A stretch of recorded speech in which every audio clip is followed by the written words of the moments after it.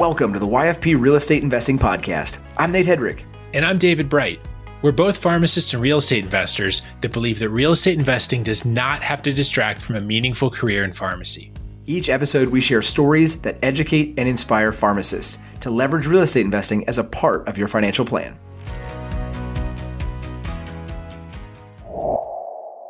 Hey, David, how's it going? Hey, good, thanks. How you doing, man?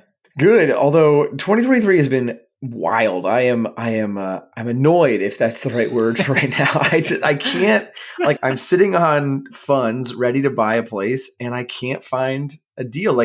I feel like I'm one of those people who are just getting started and now I'm just complaining, I can't find a deal, but I can't find a deal, David. What am I doing wrong? Yeah. No, I feel you. It was more time that we finally got something last week, but it was more time than I'd like to admit between the last couple of things we've done because yeah, it is just wild. And that one, it came in the market real fast. We pounced on it fast because I knew there was no other hope, right? You just have to act fast in this market, which is a real chore because we also had this experience earlier this week of a house in a market 15 minutes out of our comfort zone, really close, but that felt like hundreds of miles away because it was just I just found myself doing the homework again. I found myself slowing down and I couldn't react like I had in an area that I practiced, Yeah, I've done that before too, where like you said, just if it changes, a couple of streets and it's a new municipality or a new school district, even the math all changes and you have to go back to kind of square one of relearning that area, relearning the rent rates and what the permit requirements are and all that stuff. It just changes, just like that. So I've been there, definitely. Yeah. And that's a real pain too, because when inventory is as low as it is, right? And I saw some stats earlier this week that, we all thought it was low inventory last year and it's even smaller inventory this year on the market, fewer houses for sale. So it's critical to be able to act quickly.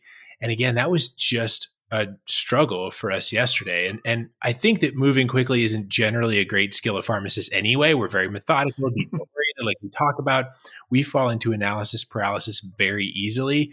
And that I'm sure helps in terms of saving us from doing dumb things, right? But we're also very good at letting those little hang-ups just trip us up, slow us down. And before we know it, that opportunity has gone on by. Yeah, spot on point about again, just as pharmacists, right? I think we're kind of biased toward that, just that analysis paralysis and those little things kind of getting in the way. I see the same thing with first-time home buyers too, though. They go through the process, they start off, and it's those little things that kind of jump into the way, and it can be hard to get over that. Well, what if I do this? And what if we make this decision today and then I won't be able to do this tomorrow? And then it spirals and then you're just sitting there while the market kind of passes you by. And that really becomes a problem when you're in a market like this where it's highly competitive and things are moving quickly. Yeah. And even though I know we're focusing on this market and I could hear people thinking, well, it's not going to be like this for forever, right? Even several years ago, probably 6 or 7 years ago now, when the market was not nearly as hot, there was a vivid memory of walking this 3-bedroom house. It was this blue 2-story house. It was a great house looking back on it, but I was walking around and it was on kind of this busy street on a corner, no street parking. And I was worried about this parking situation because it had a decent driveway, no garage. Snows a lot where I'm at. And so a lot of people like garages. And I was just hung up on this parking situation. And I just stewed on that for a couple of days. And then another investor I know walked it. And within minutes, he pulled out his checkbook and wrote an earnest money check because he walked it and he was like, this is it. And I, paid attention to that house after he bought it and then sold it a couple of years later for ridiculously more. And I just kicked myself for not being able to move faster and think faster and figure all that out. But again, that's just kind of that natural process of growth. I feel like we all have to go through a few of those for that to really hit home. Yeah. And it's funny you mentioned that because I actually just had something similar this past week. We saw a property on a Friday. Actually, me and my whole family, I think my wife and the kids came out. We saw this investment property opportunity and we had a lot going on over the weekend and it had this really bad garage. Total tear down, rebuild. It would have been, 30 grand probably at least Mhm. for this garage. And I needed to like sit down and spend time to like figure out the numbers and figure out, do I have a contractor that can do this? What does it look like? And so on. Is it going to be still worth it? It was right on the borderline of being a deal anyway. And then you add a garage rebuild on it and it Yeah. probably ruined the deal. But like I needed time to sit down and make those decisions. And by the time I had any time to sit down and do that, someone else had put in another offer and it was already gone. So like, was it a home run deal? Probably not, but still like, you're right. If you don't move quickly, if you can't make decisions fast, someone else is going to. Yeah, and I don't think there are probably some situations where someone else is jumping in faster and they're making an irresponsible decision. But watching this other investor that I know come in and buy this 3-bedroom, 2-story blue house and do really well with it, it Mm-hmm. taught me early on that making a decision faster doesn't mean you're necessarily acting irresponsibly or recklessly. Faster just means that you've pre-calculated and he's Mm-hmm. practiced and he's thought these things through and he's evaluated these things so that he was able to move with confidence. And I think that there's a lot of lessons in there and things that we can do to help drive that responsibility with confidence in ourselves and our own investing instead of getting swooped up in the emotion and just jumping on something because we're excited about it or even out of desperation. Like I've seen folks do that lately. I've lost 10 houses in a row. I want something. That's where you can lose your money in real estate very easily. But just that methodical, disciplined, responsible investing, driving confidence, I think that can be achieved. Yeah. And I really liked, we talked about this a little bit before we hit record. And I thought that'd make a great topic for a deep dive episode is to kind of get into that and maybe deliver, 3 practical strategies for driving that confidence, right? That confident and responsible investing rather than emotional driven investing. I think that makes a lot of sense. Yeah, and I know as we kind of sketched out the 3 things that we felt drove this, Mhm. confidence and responsibility, we thought those 3 kind of real practical strategies are 1, to rehearse your math, 2, to identify your rules of thumb that'll help guide you, and 3, to just set your criteria in stone for what exactly you're looking for. Yeah. All right. Let's jump right in then. So for the first one, we're in pharmacist board exam season. I feel like there's a parallel there, right? It's a parallel to pharmacy calculations. I go back like thinking as I'm a P1 or, wherever you took pharmacy calculations in school, I probably took it a few years more than everybody else. But anyway, if you go back to that and you think about, it probably took you forever, right? To work through what you would now consider, especially the stuff that you use in your day-to-day practice, you'd consider it a really simple problem. But when you were first starting out, you had to like remember the right formula and plug the right numbers in and, remember how am I doing this? How am I approaching it? Now that all becomes second nature, right? Once you've done that and you have the confidence in the right answer. Definitely. Like I think about pediatric amoxicillin, the Okay. the pink stuff we reconstitute, right? Like if you're doing Okay. just Okay. simple milligram per kilogram calculations, right? Like Mhm. that's easy stuff looking back on it. In school, the first time we all did that, it was like, what, do I have this right? But now like we've all done that enough, especially us with kids that have given this to our kids enough, right? Like if you do your calculation on that, your weight-based dosing, and you get 85 milliliters per dose, like you did something wrong and you go back and you fix it. And we're like, no, that's clearly wrong. But if I would have got 85 milliliters per dose the first time, I would be like, I don't know, is that right? So you gain confidence over time by doing this, by getting it wrong, by getting it right, learning through that, and then gaining confidence as you go. Yeah. And it's funny, like just like you mentioned before about when you choose a new market, like I know in the markets that I look at exactly what the numbers are going to look like. I mean, for example, like one of the primary markets that we target, and it's where this house was that I looked at the other day. I know for a fact that a 4-bedroom in that market right now, as long as it's a single family home, you're going to get anywhere from 2,300 to 2,500 a month, depending on finishes and a couple other practical things. And I know based on property taxes, insurance, and expenses, today's interest rates, like I know I need to buy that house at 170 or $180,000 or less, just because of all the other pieces that go into that. Right? Years ago, it might have been a 1% rule house, and I just had to get it for under 200 or whatever. But those numbers are kind of locked into my head, so that when I see a property come along in that market, I know immediately: is this a deal? Is this worth looking at? Or as is the case like the other day, where it becomes a question of, well, what are the rehab numbers? I know for a fact everything else is going to work out, but how much do I have to put into it? And that's where the make or break decision comes from. So it's it becomes more, you gain confidence because you've done it so many times, you know it inside and out. Yep. Yep. So, as much as we're probably causing all kinds of people to like turn off the podcast because we're talking about pharmacy math and how stressful and fun that is, right? I don't want to draw too many parallels to P1 pharmacy math, but I think the parallel is worth the emphasis because as you find confidence doing the math and as you find context in doing this day in, day out, you can say like, no, 85 milliliters of amoxicillin suspension per dose, that's absolutely wrong. You can rule a lot of those things out and you start to realize, if the dose is in this general range, I've probably done it right. And you gain that confidence that you're not having to triple check yourself every time. You do the math, it's right. You've done it before. You've done it a lot of times before. And that's super, super helpful because as you start to do that in the real estate space, that can dramatically increase your confidence as a buyer. Yeah, and something you said earlier too stuck with me, David, that it allows you to move quickly, not recklessly. And I think that's what that you're talking about there. That confidence is really critical to making that fast offer. It doesn't mean that you're just recklessly doing it, right? You're doing something quickly. It means that you have the confidence to say, yeah, I can immediately make this decision. And via text message with my agent, I know that I can move forward if it's at these right numbers. So again, that's the kind of stuff that helps to build that confidence so you can make those decisions quickly. And I guess this is a good spot too. I'll plug this just because I know for me, having a spreadsheet or having like a table to go to can be a great like quick double check. So we have a spreadsheet available. If you want to do the math the same way that David and I do, you can check out the spreadsheet that we utilize for that. We put it on our website. Anybody can download it. If you go to yfprealestate.com, you can download that spreadsheet. There's a link for it right on the main page. And again, if that helps somebody, if it helps us, great. By all means, use it. Yeah, those kind of frameworks and things like that, if that can help drive confidence, rehearsing that math is so critical to being able to move quickly and confidently knowing that you've got your math right.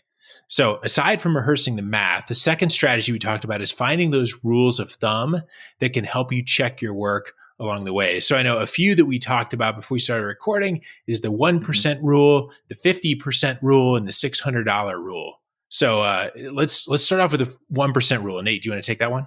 Yeah. This reminds me, we kind of covered this a little bit back in episode 104. If you missed that one, definitely check it out. Talking a little bit about the 1% rule and is it still a viable option in today's market? But essentially, the 1% rule says that you should be getting enough rent to cover 1% of the cost of the house every month. And so what I mean by that is if I'm buying a $100,000 house, I need to be getting $1,000 a month in rent to basically meet or beat the 1% rule. And again, there are lots of feelings about where that's viable and where that's not, but that's essentially what the 1% rule is. Yeah, and that's super helpful for me as I'm doing my quick math because especially in that $100,000 to $250,000 price range in my market, I know that let's just pick something in there. If it's a $200,000 house and I get $2,000 a month in rent, then I generally know that it's not going to cost me anything every month, and it may produce a little bit of cash flow. And like you said, there's certain things that can make or break that. Knowing local property taxes, if the property needs a ton of work, and that the roof is about to go out, and the furnace is about to go out, you're going to have expenses, those repairs and things that can all shake that up. But yeah, that's a super helpful rule. And it reminds me a lot of that second rule we talked about, which is the 50% rule that assumes that roughly 50% of your rent will be absorbed by your non-mortgage expenses. So things like the property taxes and insurance and property management fees, repairs, those larger capital expenditures. So in that example, a $2,000 per month rent, I would expect $1,000 a month of that to go to the taxes, insurance, property management fees, all those kind of things. Yeah, and I think this is another example where like these rules of thumb are great as a jumping off point, but they're not as reliable all the time, right? So in a large multifamily property, for example, you might have reduced your repair expenses or reduced your capital expenditures just as a function of the type of property that you're dealing with, right? So that number might not make sense anymore. You might also get discounts on your property management fees because the property manager is now managing, let's say, 40 units all in one place rather than driving all over town to manage 40 different individual houses. So all those things can affect those expenses. and mean that this rule is again, a good guideline, but not something you want to stick to hard and fast.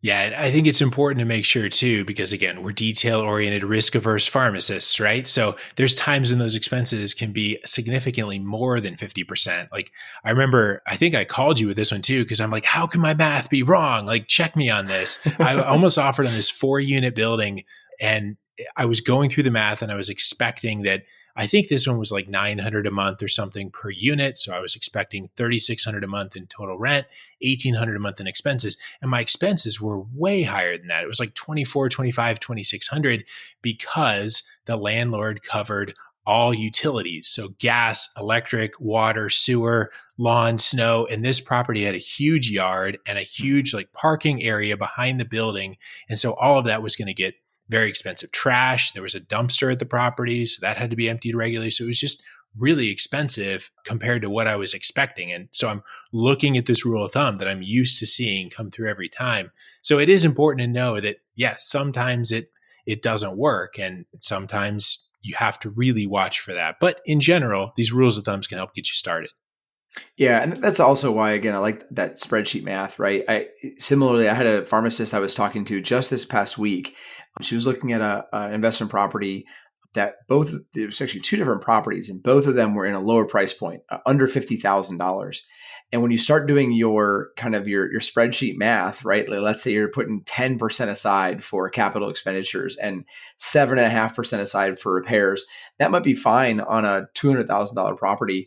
But when you're talking about 10% of, $700 a month in rent, I don't know. Are you really going to be able to cover your expenses with that? Probably not. So those, like you said, as you get to the extremes, those percentages might get thrown on a whack a little bit, and you have to kind of adjust for that. So it's, again, good rule of thumb, but always double check that math. Yep, definitely.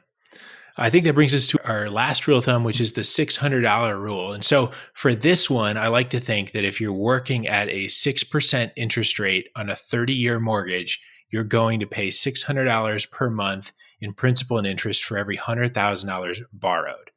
So let's use kind of a wild example, but just have round numbers. You're looking at that $200,000 house. You're going to put $100,000 down payment and borrow $100,000. That's a $600 per month payment. Or maybe a little more realistic would be, let's say you put $50,000 down, which is 25%. You're going to borrow $150,000. And so then you would expect the principal and interest payment for the mortgage to be about $900 per month. And so I know that we're not really seeing 6% right now in the summer of 2023. I hope we see 6% interest rates at some point soon. So I know I've personally started using numbers more like at a 7.5% interest rate. It's more like $700 per month for every $100,000 borrowed. But you can quickly do that math and then use that to evaluate, if I borrow this much on a mortgage, what's that principal and interest going to look like?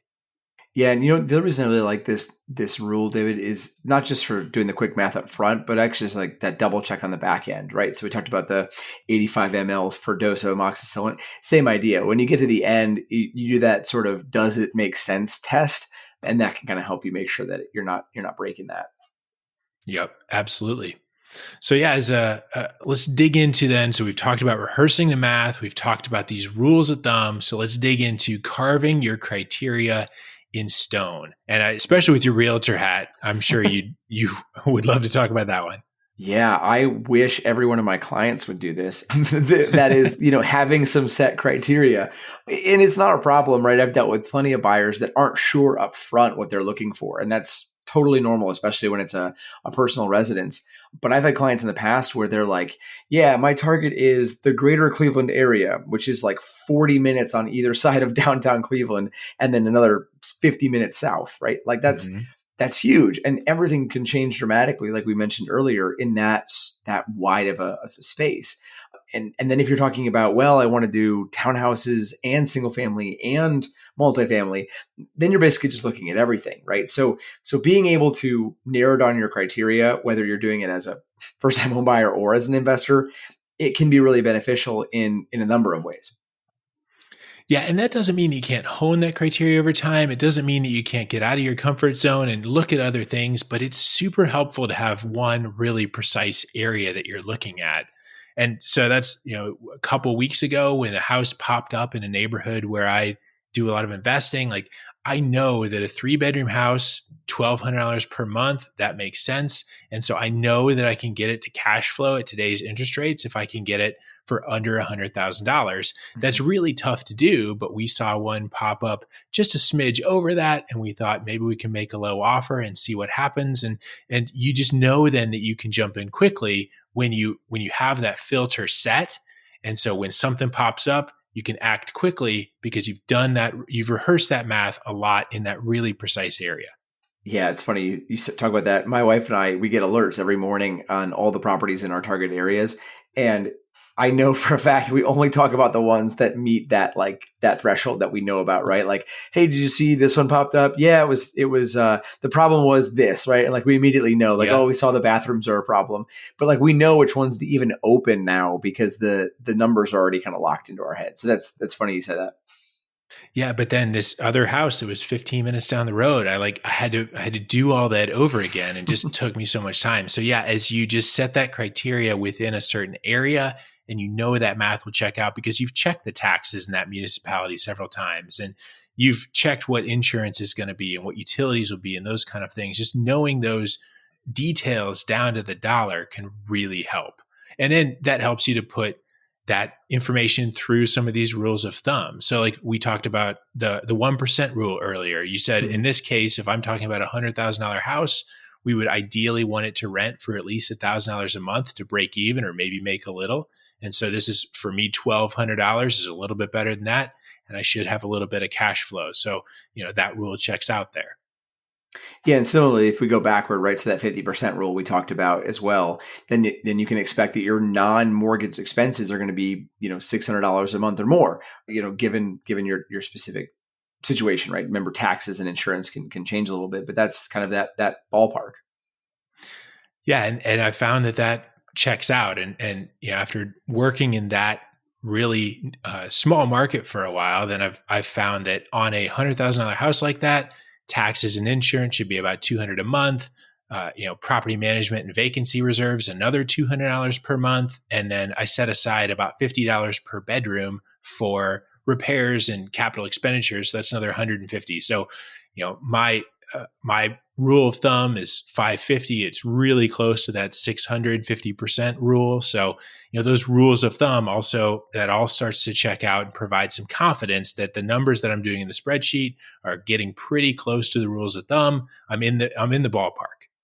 Yeah. And the numbers you just rattled off, I think a lot of people are probably hearing that and might be getting a little intimidated because all of the early investors I talked to are like, well, how do you know those are your numbers, right? Like, how do I Yep. know that these rules of thumb are checking out? How do I know what to put in for insurance? A lot of that will come with experience, right? Using these rules of thumb is a great place to get started. Using these math double checks is a great place to get started. As you get more experience, as you talk to more people, as you actually call the insurance companies and actually call the utilities and actually call the city about occupancy permits, that's how you're going to confirm and know what these numbers are. I think a lot of people get hung up on, well, I listened to the show, you said it was supposed to be 150, and for me it's 200. What did I do wrong? Nothing. You just learned that the rule of thumb was this, and for your specific location and market, it changes to that, and this is why. So those are the kind of things that I don't want you to get too hung up on if you're listening to this. And again, we're like rattling these off, but realize these change over time, and you're going to get better at it the more you do it.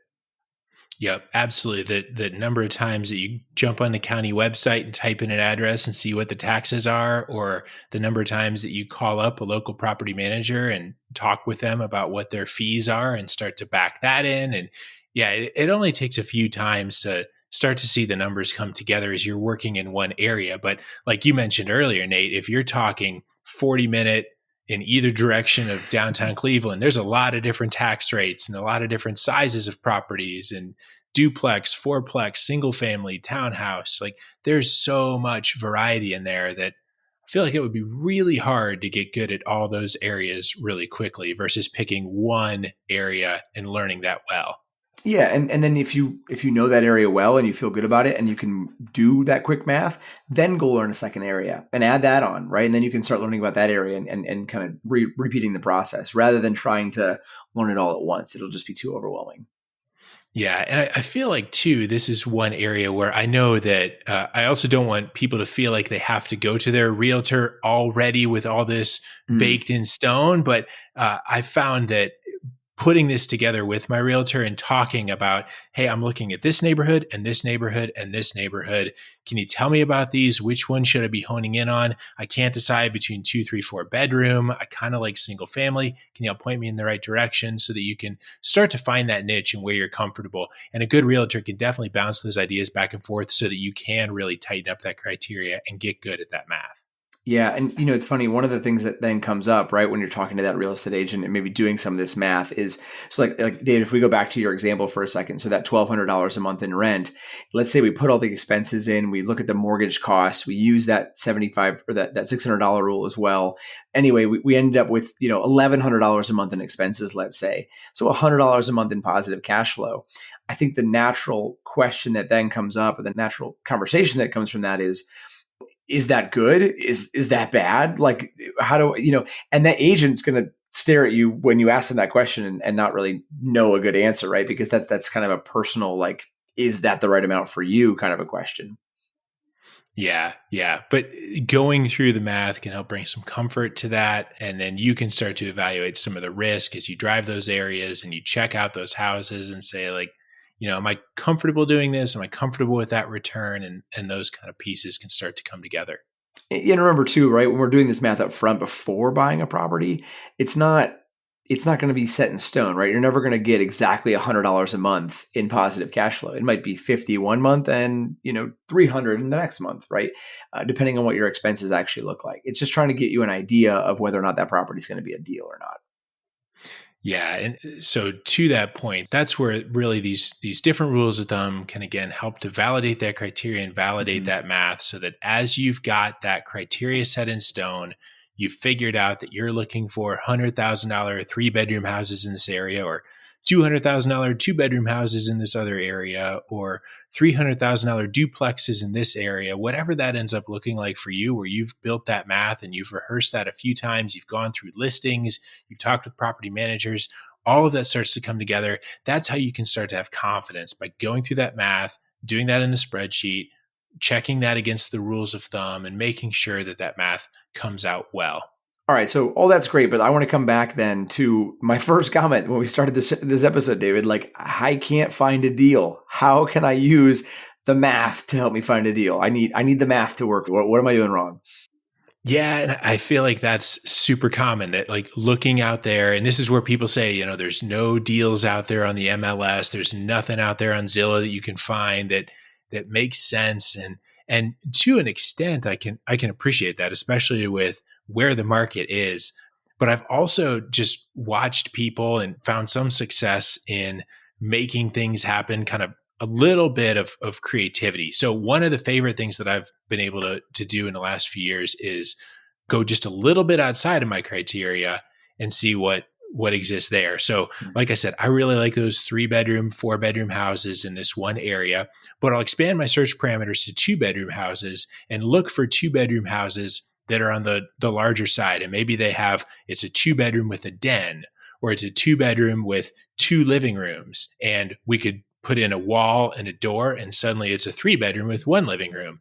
And then the value is higher, the rent is higher. Maybe it's got a finished basement where we can put an egress window in and then have a bedroom in the basement. So is there a way that we could pay 2 bedroom price, but get a 3 bedroom house with a couple $1,000s of creativity and construction? Yeah, I really like that. I think that makes a lot of sense. And it's something that I probably need to get a little bit better at in my market. I know, again, some of the areas we target are tough on permits. And so like me going to them and saying, hey, this is a cool 2 bedroom. How about we make it a 3 bedroom? The city would probably freak out. But I still like it. Like it gets my brain churning toward like, how could I relook at the same properties that are on the market and evaluate them in a new and different way?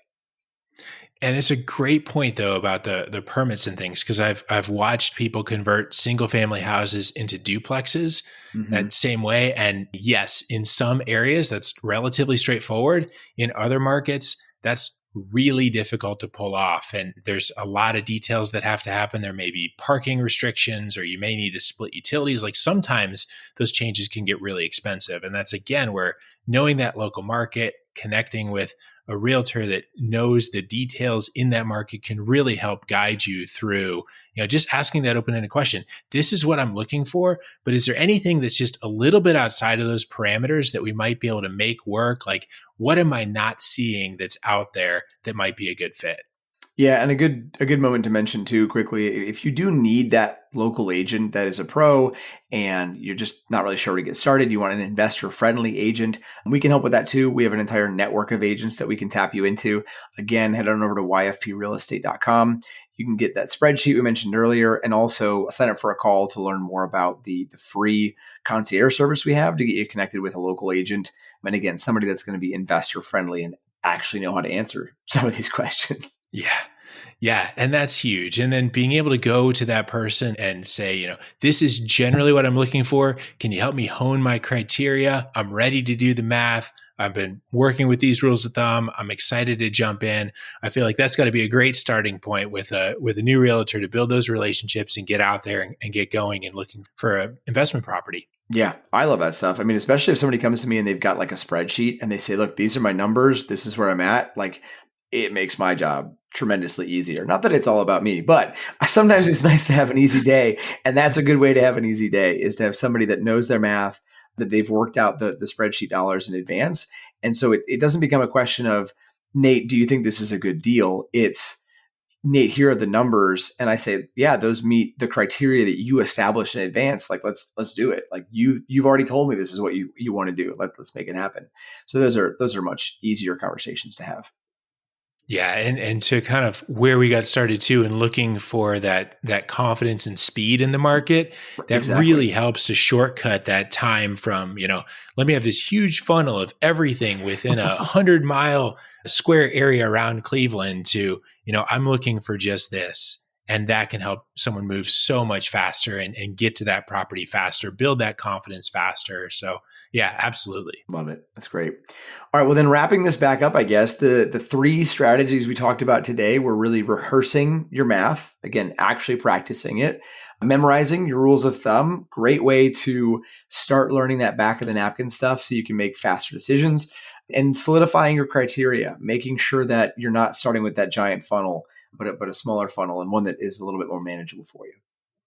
Yeah. And while I want to say that doing those things will result in you getting every offer accepted while unicorns jump across rainbows in the skyline of your new house, right? Like, we know that just because, you write an offer, it doesn't mean it's going to get accepted. So, but the point though being confidence in that offer, because I hate those times of submitting an offer and then thinking, oh man, did I offer too high when it gets accepted right away? Or when I'm rejected and I missed it by like $1,000. And it's like, why didn't I offer higher? Did I do something wrong? So again, it's having that confidence where you can write that offer and say like, yeah, if I get it, it meets my criteria. If I didn't get it, that's okay. There'll be something else coming. Yeah, that's exactly it. Like you said, just to make that full circle, it's all about that confidence to be able to make that decision, and making it with lack of recklessness, right? You're doing it with the intent that we're trying to achieve here. So hopefully you guys found those tips helpful, and hopefully now you can take them out into the world and go find a deal with it. So if you do, let us know. We'd love to hear more about it. You can always find us on the Your Financial Pharmacist REI Facebook group, or hit us up directly on our website, yfprealestate.com. Thanks so much for joining us. Thanks for listening to the YFP Real Estate Investing Podcast. If you like what you heard in today's show, please leave us a review and subscribe to the show so you never miss an episode. If you have a question, know someone that would make a good guest, or want to connect with us, head on over to yfprealestate.com and join the growing YFP Real Estate Investing Facebook group. As we conclude this week's episode of the YFP Real Estate Investing Podcast, an important reminder that the content of this podcast is provided to you for informational purposes only and is not intended to provide and should not be relied on for investment or any other advice. Information in this podcast and corresponding materials should not be construed as a solicitation or offer to buy or sell any investment or related financial products. We urge listeners to consult with their financial advisor with respect to any investment. Furthermore, the information contained in our archive newsletters, blog posts, and podcasts is not updated and therefore may not be accurate at the time you listen to it. Opinions and analyses expressed herein are solely those of your financial pharmacist unless otherwise noted and constitute judgments as of the dates published. Such information may contain forward-looking statements which are not intended to be guarantees of future events. Actual results could differ materially from those anticipated in the forward-looking statements. For more information, please visit yourfinancialpharmacist.com/disclaimer. Thank you for your support of the YFP Real Estate Investing Podcast. Have a great rest of your week.